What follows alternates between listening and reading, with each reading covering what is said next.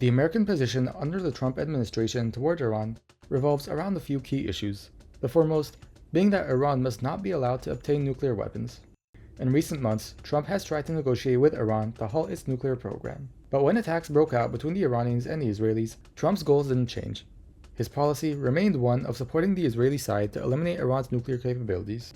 But intervention could have been dangerous, because the Iranians could have responded by striking American military sites in the Gulf. Moreover, Iran could have used its proxy groups in the region to attack other American or allied targets. The expectation was that the American response in such a case would be decisive and strong, one that would hurt Iran even more, making it less likely for the Iranians to risk attacking American targets unless absolutely necessary. And at the same time, such an attack could have dragged the United States into another war in the region, despite Trump's promises to avoid getting involved in wars. And that's without mentioning the risk posed to American allies in the area, which Iran could have targeted if it felt it had nothing to lose. But perhaps Trump noticed the effectiveness of Israeli strikes in destroying many Iranian targets, as well as the limits of those attacks when it came to deeply buried nuclear facilities. Perhaps he felt that if he used bunker-busting bombs, he could eliminate the Iranian nuclear program quickly, or at least force Iran to accept concessions in negotiations. In any case, he struck Iran. According to American intelligence reports, the strikes did not destroy Iran's nuclear sites. It appears that Iran's nuclear capabilities were set back by months, not years. For Trump, if total destruction had been achieved, as he insisted, Iran would have had no reason to continue the war, except to retaliate for the Israeli strikes. But it was hard for Iran to accept an American attack with no reply at all, as failing to do so could have set a precedent for American behavior in the region and perhaps towards Iran. But as I said before, an American response to an Iranian counterattack could have been among the worst attacks Iran had suffered throughout its long history, especially if Trump acted on his threats. That may be why Iran chose a calculated response.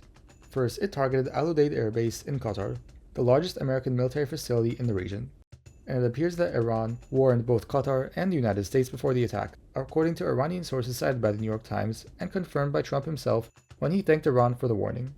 In doing so, Iran avoided causing American casualties that might have triggered an escalation, and at the same time, the attack demonstrated that Iran could carry out its threats against American interests.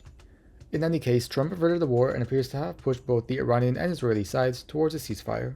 In this way, he avoided a wider conflict while defending Israel and aligning with Netanyahu's goal of curbing Iran's nuclear ambitions. He announced that negotiations with Iran would also resume.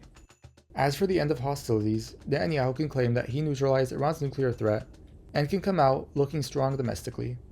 Trump can claim he defended Israel, brought Iran back to the negotiating table, and put the regime in its place. Iran, meanwhile, can say that it defended its homeland and its people, and the lack of destruction to the nuclear facilities can also allow them to say that they preserved their political objectives at the same time. Iran has an interest in continuing negotiations, possibly because it wishes to halt the strikes and avoid a wider conflict with the United States, especially given its fragile position. Most of Trump's supporters too oppose further American interventions and wars in the Middle East, and in reality, a wider war with Iran might not achieve any American objectives and only cause damage across the region.